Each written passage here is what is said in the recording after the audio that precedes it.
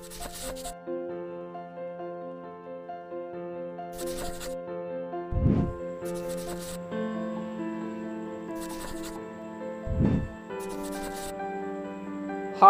Hello नमस्ते, कैसे हैं आप सब। वेलकम आपके अपने YouTube चैनल आरोग्य अमृत जीवन में। आज हम आपको इस वीडियो के माध्यम से बहुत ही महत्वपूर्ण जानकारी देने जा रहे हैं। सारे वैज्ञानिकों का ये मानना है कि सबसे ज्यादा अगर गर्मी कम हम कर सकते हैं तो एक ही क्षेत्र में इस समय कम कर सकते हैं, और वो क्षेत्र है मांस के उत्पादन में कमी लाकर और मांस के उपभोग को कम करके सारी दुनिया में गर्मी को कम किया जा सकता है। अगर सारी दुनिया शाकाहारी हो जाए, सारी दुनिया निरामिष हो जाए, सारे दुनिया के लोग मांस खाना बंद कर दें, सारे दुनिया के लोग जानवरों की हत्या करना बंद कर दें, तो सबसे तेजी से गर्मी कम हो सकती है, और वो कुल गर्मी का लगभग 25% है। और फिर आश्चर्य की बात आपको और बताऊं कि अगर मांस उत्पादन खत्म हो जाए सारी दुनिया में और मांस का उपभोग खत्म हो जाए तो गैर जरूरी जो यातायात की गर्मी है वो भी कम हो जाएगी।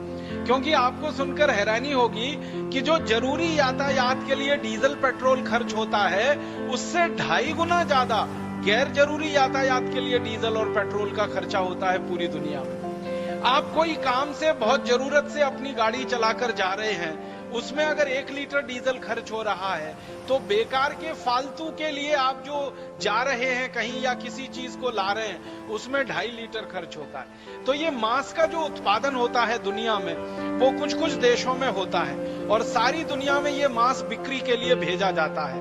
तो मांस का उत्पादन करने के लिए पहले जानवरों को ट्रक में भर भर के किसी मांस के उत्पादन केंद्र तक लाया जाता है, और जानवरों को भर भर के ट्रक में जो लाया जाता है उसमें सबसे ज्यादा डीजल पेट्रोल का खर्चा होता है। फिर उन जानवरों को काट देने के बाद उनका मांस निकाला जाता है, फिर उस मांस को डब्बों में भर भर के दुनिया भर के देशों में बेचने के लिए भेजा जाता है, फिर उसमें फालतू डीजल पेट्रोल का खर्च होता है। एक तो जो यात्रा हो रही है जानवरों का मांस भर के ले जाया जा रहा है, दूसरा उस मांस को कम तापमान पे रखना पड़ता है ताकि वो जल्दी खराब ना होने पाए, क्योंकि एक देश में मांस का उत्पादन हो रहा है और दूसरे देश में बिक्री के लिए वो जा रहा है। कल्पना करिए कि कनाडा में मांस का उत्पादन हो रहा है और वो भारत में बिक्री के लिए आ रहा है, तो कनाडा से 20,000 मील की दूरी तय करके वो भारत में आएगा, या अमेरिका में मांस उत्पादन हुआ और भारत में आ रहा है, या भारत में मांस उत्पादन हुआ और अमेरिका जा रहा है। तो ये हजारों मील की जो दूरी मांस के लिए तय की जाती है,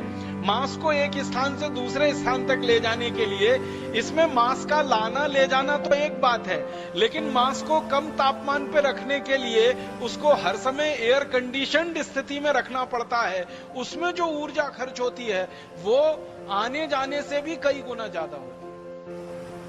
तो वैज्ञानिकों का ये कहना है, सारी दुनिया में, भारत के ही वैज्ञानिक नहीं, सारे दुनिया के वैज्ञानिक अब इस बात पर सहमत हो रहे हैं कि अगर सारी दुनिया के लोग अपनी जीवन शैली को बदल दें, मांस खाना बंद कर दें, मांस का उपभोग बंद कर दें, तो सारी दुनिया की गर्मी 25% कम हो जाएगी, और फालतू जो ट्रांसपोर्टेशन का खर्चा पूरी दुनिया में हो रहा है और उसके कारण जो 32% गर्मी फालतू में बढ़ रही है वो भी कम हो जाएगी।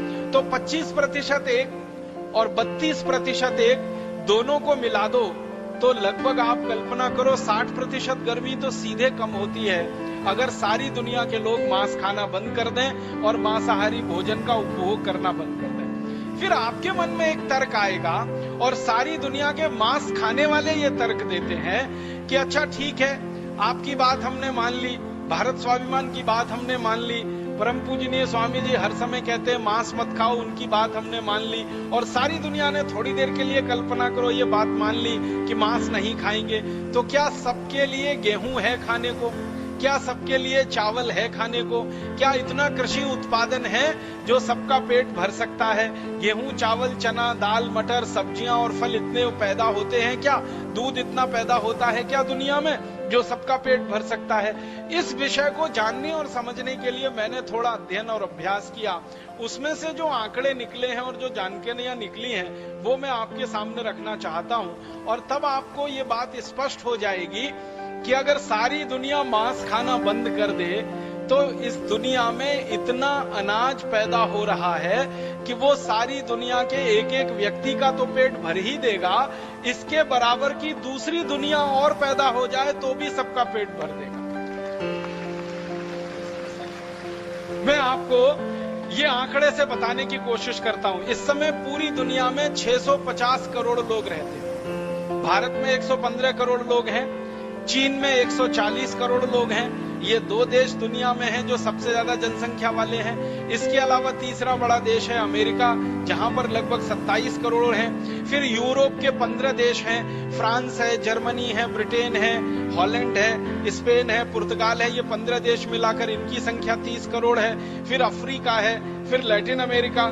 सारी दुनिया में लगभग 650 करोड़ लोग हैं। अभी जितना भोजन माने गेहूं, चावल, चना, दाल, मटर, सब्जियां, फल आदि पूरी दुनिया में जो पैदा होता है 650 करोड़ लोगों के लिए तो पर्याप्त है ही। अगर मांस खाना दुनिया में बंद हो जाए और मांस उद्योग पर ताला लग जाए तो जितना भोजन आज पैदा हो रहा है ये 1300 करोड़ लोगों के लिए पर्याप्त हो जाएगा। मैं ये जो कहना चाहता हूं वो ये बात कहना चाहता हूं। अभी तो 650 करोड़ लोग हैं और 650 करोड़ लोग दुनिया में पैदा हो जाएं। एक तरफ आप मान लीजिए कि सारे दुनिया की जनसंख्या दोगुनी हो जाए, 1300 करोड़ लोग पूरी दुनिया में हो जाएं, और दूसरी तरफ मांस उद्योग पर ताला लगा दिया जाए, तो जितना भोजन आज पैदा हो रहा है, जितना अनाज आज पैदा हो रहा है पूरी दुनिया में, वो 1300 करोड़ लोगों का पेट भरने के लिए पर्याप्त है। आप बोलेंगे वो कैसे? ये बात समझ में नहीं आई।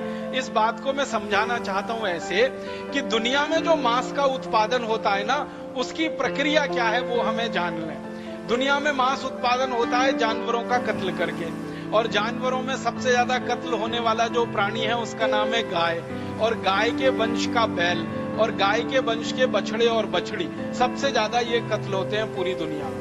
उसके बाद दूसरे नंबर पर जो सबसे ज्यादा कत्ल होने वाला प्राणी है पूरी दुनिया में वो है सूअर, और उसके बाद तीसरे नंबर पर जो सबसे ज्यादा कत्ल होने वाला प्राणी है पूरी दुनिया में वो है भैंस, और चौथे नंबर पर जो सबसे ज्यादा कत्ल होने वाला प्राणी है वो है बकरी और बकरे और भेड़, और पांचवें नंबर पर जो सबसे ज्यादा कत्ल होने वाला जानवर है वो है मुर्गे और मुर्गियां, और उसके बाद छोटे पक्षी, उनकी तो संख्या और उनकी कोई गिनती नहीं है। इन जानवरों को कत्ल करने से पहले इनके शरीर में मांस ज्यादा हो तो कत्ल करने वाले उद्योगों को फायदा ज्यादा होता है। तो जानवरों के शरीर में मांस बढ़ाने के लिए वो जानवरों को अनाज खिलाते हैं, गेहूं खिलाते हैं, गेहूं के अलावा चावल और चना आदि खिलाते हैं, और मकई खिलाते हैं, बाजरी खिलाते हैं। तो इन जानवरों को भोजन खिलाया जाता है। ये जानवर सभी प्रकृति से जो है ना घास खाने वाले हैं।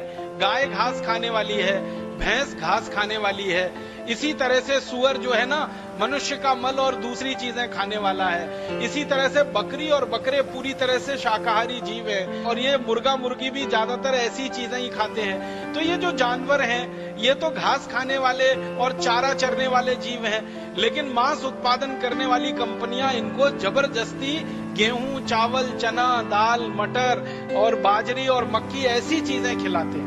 इनको खिलाने से क्या फायदा होता है? ये अगर गेहूं खिलाया जाए जानवरों को, सोयाबीन खिलाया जाए जानवरों को, और बाजरी, मक्की आदि खिलाई जाए जानवरों को, तो वो बहुत जल्दी मोटे होने लगते हैं, बहुत जल्दी उनके शरीर में चर्बी बढ़ने लगती है, बहुत जल्दी उनके शरीर में फैट बढ़ने लगता है, और बहुत जल्दी उनका शरीर भारी होने लगता है। और जानवरों को काटकर बेचने वाले जो लोग हैं उनके लिए तो सबसे अच्छा यही है कि जो जानवर जितना ज्यादा भारी होगा, जितना ज्यादा वजन होगा, उसमें मांस उतना ज्यादा ही निकलेगा, बिक्री होगी तो उसमें मुनाफा उतना ही ज्यादा होगा। तो मांस उत्पादन करने वाली कंपनियां जानवरों को वो भोजन कराती हैं जो भोजन मनुष्य के लिए है। अब वो मनुष्य का भोजन जब जानवरों को करा दिया जाता है तो मनुष्य के हिस्से में भोजन कम पड़ना शुरू हो जाता है, और वही भोजन की कमी हजारों, लाखों, करोड़ों लोगों को भूख से मार देती है। अब मैं थोड़े आंकड़ों की बात करता हूं। सारी दुनिया के जानवरों को गेहूं है, गेहूं से बनने वाली चीजें हैं, मक्की है, मक्की से बनने वाली चीजें हैं, बाजरी और बाजरी से बनने वाली चीजें हैं, सोयाबीन और सोयाबीन से बनने वाली चीजें हैं। तो जानवरों को कृषि उत्पन्न जो अनाज खिलाया जाता है वो कुल अनाज का लगभग 40% है भारत जैसे देशों में और 70% है अमेरिका जैसे देशों में। ये भारत और अमेरिका की दो अलग अलग श्रेणियां मैंने बनाई है। भारत का मतलब है दुनिया के गरीब देश, जैसे भारत एक देश है, इंडोनेशिया है, मलेशिया है, पाकिस्तान है, बांग्लादेश है। तो भारत जैसे दुनिया में 186 देश हैं जिनको गरीब देश कहा जाता है। आजकल अंग्रेजी भाषा में एक शब्द विकसित हुआ है इन देशों के लिए, डेवलपिंग कंट्रीज, विकासशील देश या विकसनशील देश। तो भारत और भारत जैसे गरीब देश है, आप समझ लीजिए विकासशील देश। तो 186 देश हैं भारत जैसे। इन सभी देशों में मांस उत्पादन के लिए कुल कृषि उत्पन्न का 40% जानवरों को खिलाया जाता है। अब दूसरी तरफ अमेरिका है, जर्मनी है, फ्रांस है, ब्रिटेन है, कनाडा है और यूरोप के कई सारे देश हैं। इन देशों में कुल कृषि उत्पादन का लगभग 70% जानवरों को खिला दिया जाता है। आप सोचिए, अमेरिका में कुल जितना गेहूं पैदा होता है उस पैदा हुए गेहूं का 70% जानवरों को खिलाया जाता है। क्यों खिलाते हैं? अमेरिका के जानवर गेहूं खाकर, अमेरिका के जानवर सोयाबीन खाकर या कृषि उत्पन्न खाकर जल्दी से मोटे हो जाएं, जल्दी से उनके शरीर में मांस बढ़ जाए, ज्यादा मांस हो जाए, ज्यादा मोटे हो जाएं और उनको फिर काटकर उनका मांस दुनिया में बेचकर अमेरिका की मांस बेचने वाली कंपनियां ज्यादा मुनाफा कमाएं। तो आप सोचिए, जो अमीर देश हैं उनके कृषि उत्पादन का 70% जानवर खा जाते हैं। जो गरीब देश हैं वहां मांस उत्पादन के लिए कुल उत्पादन का 40% खिला दिया जाता है जानवरों को। अगर औसत निकाला जाए, 70 और 40 को जोड़ दिया जाए 110 और इसका औसत निकाला जाए तो 55, माने दुनिया में औसतन आधा अनाज जानवरों को खिलाकर उनको मोटा बनाकर फिर उनका मांस कुछ लोग खाते हैं। अगर इस तर्क को सीधा सा समझने की कोशिश करें कि आधे से ज्यादा अनाज पहले हम जानवरों को खिलाएं, उनको मोटा बनाएं, फिर उनका मांस हम खाएं, इससे अच्छा सीधा सीधा ये है कि वो आधा अनाज सीधे ही हम खा जाएं, तो जितनी जनसंख्या की आज पूर्ति हो रही है उससे दोगुनी जनसंख्या की पूर्ति ऐसे ही हो जाए। तो आप बोलेंगे जी जानवर के लिए कहां से आएगा? प्रकृति ने, भगवान ने, परमात्मा ने ऐसी सुंदर व्यवस्था की है कि जहां से आपके लिए भोजन आता है वहीं जानवरों के लिए भी पैदा हो जाता है। उसके लिए अतिरिक्त प्रयास नहीं करना पड़ता। अगर आप खेती करते हैं, किसान हैं, तो आपको मालूम है हम गेहूं पैदा करते हैं तो गेहूं का ऊपर वाला हिस्सा तो हमारे काम आ जाता है खाने के लिए और नीचे का पूरा हिस्सा किसी गाय बैल भैंस के काम आ जाता है खाने के लिए। तो अतिरिक्त कुछ पैदा नहीं करना पड़ता जानवर के लिए। माने मनुष्य के लिए जो कुछ पैदा हो रहा है उसी से जानवर की पूर्ति होती है। हम मक्की का उत्पादन करते हैं, हम बाजरी का उत्पादन करते हैं, तो मक्की और बाजरी के ऊपर का जो हिस्सा है बाल वाला, जो लगभग 1 फीट का होता है, वो तो हमारे काम आ जाएगा और बचा हुआ नीचे का 6-7 फीट का जो हिस्सा है वो तो किसी जानवर के ही काम आने वाला है। तो प्रकृति और परमात्मा ने तो व्यवस्था ऐसी की है कि मनुष्य के लिए कुल उत्पादन जितना चाहिए उससे 6-7 गुना ज्यादा उत्पादन चारे और घास का जानवरों के लिए हो ही जाता है। उसके लिए कोई अतिरिक्त प्रयास नहीं करना पड़ता। इसलिए जानवरों की हमें ये चिंता छोड़ देनी पड़ेगी कि अगर हम उनको अनाज नहीं खिलाएंगे तो उनका पेट कहां से भरेगा। उनका पेट भरने के लिए तो प्रकृति और परमात्मा ने व्यवस्था की हुई है, आप उसकी चिंता मत करिए। आप तो सिर्फ इतनी चिंता करिए कि अपने पेट में ये जानवरों को काट काट कर डालना बंद कर दीजिए, इनका मांस खाना बंद कर दीजिए। सारी दुनिया की व्यवस्था तो बहुत सुंदर और बहुत अच्छे से है। मैं थोड़ी सी और बात समझाने के लिए कुछ आपके सामने आंकड़े रखना चाहता हूं। सारी दुनिया में इस समय मांस का जो कुल उत्पादन होता है पूरी दुनिया में, 200 देश हैं कुल मिलाकर, भारत सहित, अमेरिका सहित, कनाडा, जर्मनी जैसे, तो पूरी दुनिया के 200 देशों में कुल मांस का एक साल में उत्पादन होता है 28 crore 50 lakh metric ton. 1 metric ton में लगभग 1000 किलोग्राम होते हैं। तो 28 करोड़ 50 लाख मीट्रिक टन मांस का उत्पादन पूरी दुनिया में होता है। इस पूरे के पूरे मांस के उत्पादन को मांस पैदा करने वाली कंपनियां बोल रही हैं कि 2050 तक हम इसको 46 करोड़ 50 लाख मीट्रिक टन कर देंगे उस उत्पादन। मतलब जो उत्पादन आज हो रहा है उसका लगभग दोगुना वो कर देंगे 2050 तक। इसका मतलब सीधा सा ये है कि मांस उत्पादन करने वाली कंपनियां पूरी दुनिया में ताकत से लगी हुई हैं कि मांस का उत्पादन बढ़े। और ये मांस का उत्पादन तभी बढ़ेगा जब मांस का उपभोग बढ़े, मांस का उपयोग बढ़े, मांस का ज्यादा से ज्यादा लोग उपयोग करें। तो मांस पैदा करने वाली कंपनियां पूरी दुनिया को मांसाहारी बनाने के काम में लग गई हैं और उसके लिए उन्होंने कई तरह के तर्क और कुतर्क विकसित कर लिए हैं और रात दिन वो प्रचार कर रही हैं। उनके विज्ञापन रोज टीवी पर आ रहे हैं। भारत में भी आपने देखा है ना, ये मांस उत्पादन करने वाली कंपनियों का ही विज्ञापन है, संडे हो या मंडे कभी भी खाओ अंडे। आपने देखा होगा।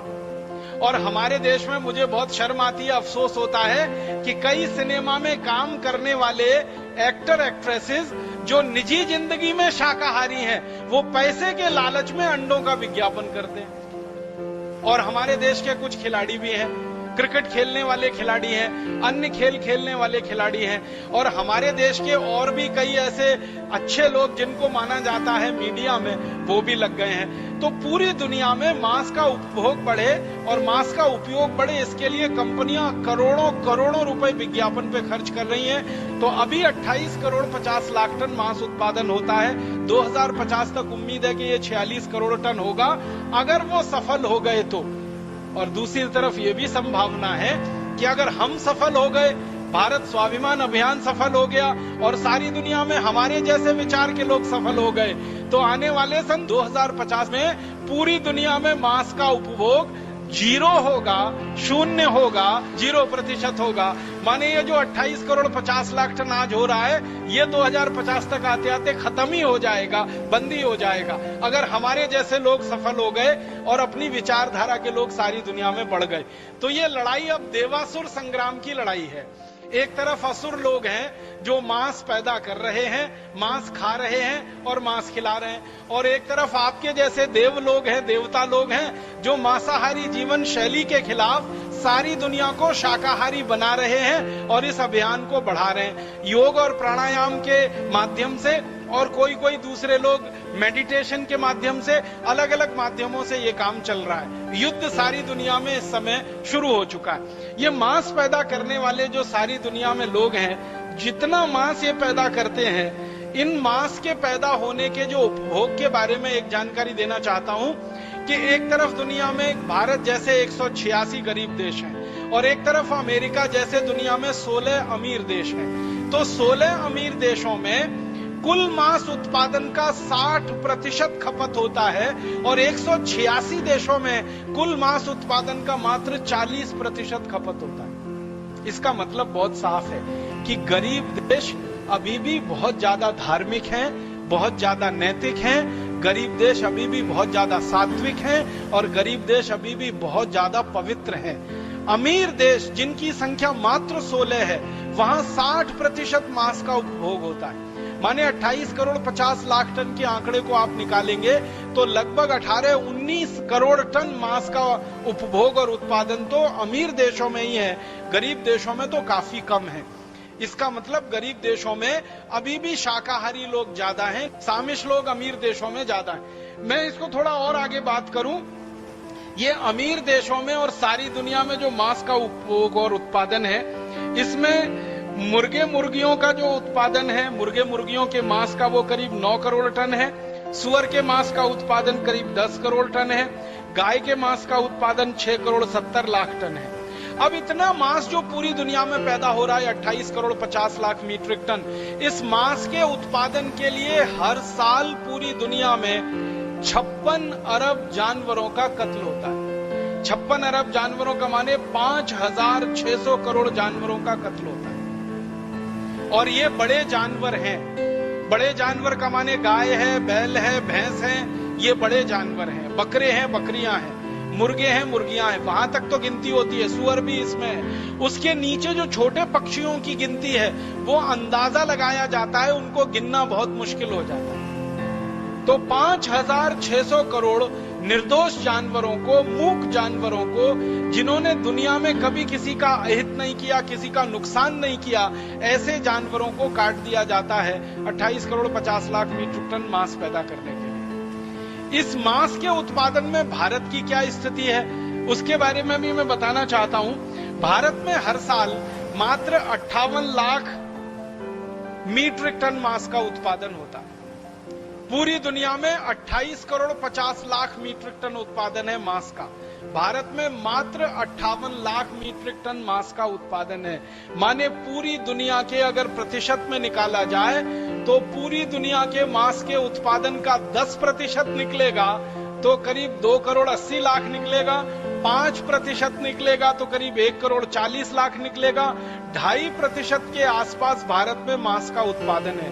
पूरी दुनिया के कुल मांस के उत्पादन में भारत की स्थिति 2.5% उत्पादन की ही है। माने अगर दुनिया के हिसाब से आंकड़ों में बात की जाए तो भारत में मांस का उत्पादन अभी काफी कम है। माने भारत में मांस खाने वाले लोग काफी कम है। माने भारत में सबसे ज्यादा संभावना है सभी लोगों के जल्दी से जल्दी शाकाहारी हो जाने की।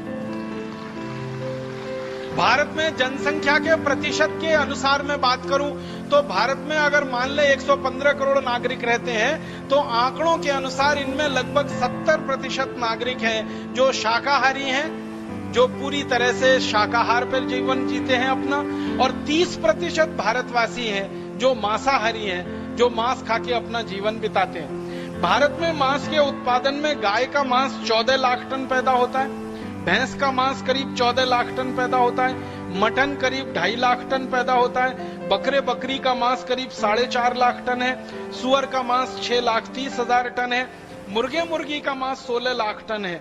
और इस पूरे मांस को पैदा करने के लिए भारत सरकार के पिछले साल के आंकड़े हैं 2008 के कि ये भारत में 58 लाख मीट्रिक टन मांस पैदा करने के लिए 10 करोड़ 50 लाख जानवरों का पिछले साल कत्ल किया गया। और ये 10 करोड़ 50 लाख जानवरों का जो कत्ल हमारे देश में किया गया, इनमें लगभग 4.5 करोड़ जानवर हैं जो गाय बैल भैंस की कैटेगरी के हैं, माने बड़े जानवर हैं, और बचे हुए सारे छोटे जानवर हैं, बकरे बकरी मुर्गे मुर्गियां आदि आदि। तो भारत देश में लगभग 3,600 तो सरकार के रजिस्टर्ड कत्ल खाने हैं और करीब 36,000 अनरजिस्टर्ड कत्ल खाने हैं। इनके द्वारा कुल मिलाकर ये 10 करोड़ जानवर हर साल काटे जा रहे हैं और उसमें से 58 लाख मीट्रिक टन मांस पैदा हो रहा है। ये भारत की स्थिति है। इसी तरह चीन के बारे में अगर बात करूं तो चीन में हर साल 12 करोड़ मीट्रिक टन मांस पैदा होता है। और इसी तरह अमेरिका की बात करें तो अमेरिका में 4.5 करोड़ मीट्रिक टन मांस हर साल पैदा होता है। यूरोप की बात करें तो यूरोप में हर साल करीब 3.6 करोड़ मीट्रिक टन का है और दूसरे देशों में उससे कुछ कम है। अब ये जो मांस उत्पादन हो रहा है सारी की सारी दुनिया में, भारत सहित, इस मांस उत्पादन में 4-5 नुकसान सबसे बड़े हो रहे हैं। मैंने आपसे सबसे पहले कहा कि जो अनाज हम मनुष्य को खिलाने के लिए पैदा करते हैं वो अनाज का एक बहुत बड़ा हिस्सा जानवरों को खिलाया जा रहा है और जानवरों को मोटा बनाकर उनका मांस खाया जा रहा है। अगर जानवरों वाला अनाज सीधे मनुष्य को खाने को मिल जाए तो सारी दुनिया की भुखमरी खत्म हो जाए एक बार में ही। मैं आपको एक छोटी सी बात बताऊं, यूनाइटेड नेशंस ने अभी थोड़े दिन पहले एक स्टडी कराई, संयुक्त राष्ट्र ने एक अध्ययन कराया कि भारत में और दुनिया में हर दिन 40,000 लोग, जिनमें बच्चे भी शामिल हैं, बिना दूध और बिना रोटी के मरते हैं। 40,000 लोग हर दिन मरते हैं, भूख से मरते हैं। और सारी दुनिया में लगभग 200 करोड़ लोगों को भूखमरी की हालत है। पूरी दुनिया की लगभग 1/3 आबादी भूखमरी के कगार पर है। मैंने आपसे कहा था कि 650 करोड़ की पूरी दुनिया है, उसमें 200 करोड़ लोगों को हर समय भूखमरी की हालत रहती है और इनमें से 40,000 लोग हर दिन मर जाते हैं सारी दुनिया में भूख के कारण। अब इतने सारे लोग हर दिन मर रहे हों भूख के कारण, तो इन लोगों की भूखमरी खत्म हो जाए और 200 करोड़ लोगों की भूखमरी हमेशा के लिए खत्म हो जाए, उसके लिए संयुक्त राष्ट्र संघ की संस्था जिनका नाम है food and agricultural organisation FAO, उन्होंने एक सर्वेक्षण किया और उनकी रिपोर्ट ये कहती है कि सारी दुनिया के मांस खाने वाले लोग अपने मांस के उपभोग में सिर्फ 10% की कटौती कर दें सिर्फ 10%। माने जो लोग सारी दुनिया में मांस खा रहे हैं ना, उनमें से 10% लोग शाकाहारी हो जाए तो एक भी बच्चा पूरी दुनिया में भूख से नहीं मरेगा और एक भी व्यक्ति पूरी दुनिया में भूख से नहीं मरेगा। इसको दो तरह से समझ सकते हैं। अमेरिका में हर आदमी साल में 165 किलो मांस खा जाता है। चीन में हर आदमी साल में 95 किलो मांस खा जाता है। यूरोप में हर आदमी साल में लगभग 130 किलो मांस खा जाता है, यूरोप और कनाडा मिला के। तो कनाडा और यूरोप में 130 किलो मांस आदमी साल में खा जाता है, अमेरिका में 165 किलो खा जाता है, चीन में करीब करीब 95 किलो मांस हर आदमी साल में खा जाता है। भारत में हर आदमी साल में जो मांसाहारी है 3.5 किलो मांस खा जाता है। तो भारत की गिनती अगर अमेरिका, चीन और यूरोप की तुलना में करें तो बहुत नीचे आती है मांस खाने वालों में। फिर भी भारत के लोग अगर 10% मांस कम खाएं या भारत में 10% लोग शाकाहारी हो जाएं, अमेरिका में हर आदमी जो 165 किलो मांस साल का खा रहा है, वो अगर 165 किलो मांस को 150 किलो कर दे साल में खाना, या कनाडा का आदमी 120 किलो कर दे या 115 किलो कर दे और चीन का आदमी 80 किलो कर दे, अपने अपने मांस में 10% की कटौती कर दें अगर वो खाने में, तो दुनिया के 200 करोड़ लोगों का हमेशा के लिए पेट भरा जा सकता है। और 40,000 बच्चे जो रोज भूखे मर रहे हैं और बड़े लोग भी उनके साथ मर रहे हैं, उनकी जिंदगी में कभी भूखमरी से मौत नहीं हो सकती है। मतलब सीधा सा ये है कि मांसाहारी जीवन अगर छोड़ते हैं तो दुनिया के सारे लोगों को जिंदा रहने के लिए रास्ता खुलता है, दुनिया के लोगों का पेट भरता है। ये कितनी बड़ी बात है। और ये बात अभी अध्ययन में से निकल कर आई है जो संयुक्त राष्ट्र की संस्थाओं ने किया है।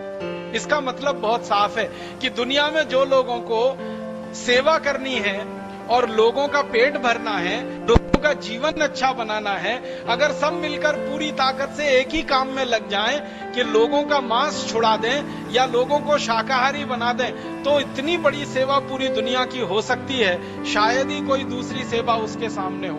भूखे को भोजन देना और मरते हुए को जीवन देना, इससे बड़े पुण्य का काम पूरी दुनिया में कोई नहीं होता। भारत के शास्त्रों में और भारत के पुराने ऋषि महर्षियों के द्वारा कई किए गए आप्त वचनों में जो सबसे महत्व की बात है वो ये है, भूखे को भोजन देना, मरते हुए को जीवन देना, इससे बड़ा सेवा का और पुण्य का कोई काम नहीं है। तो अगर दुनिया के भूखे लोगों को भोजन देना है, मरते हुओं को जीवन देना है, तो हम सब पूरी दुनिया के लोगों को एक ही काम में ताकत से लग जाना चाहिए, लोगों को शाकाहारी बनाना चाहिए, लोगों का मांस छुड़वाना चाहिए। हम ईश्वर से प्रार्थना करते हैं कि आपका जीवन सुखमय और निरोग हो, आप लंबी आयु प्राप्त करें। हमारे YouTube चैनल आरोग्य अमृत जीवन को सब्सक्राइब करना ना भूलें। स्वस्थ रहें, मुस्कुराते रहें। Thanks for watching.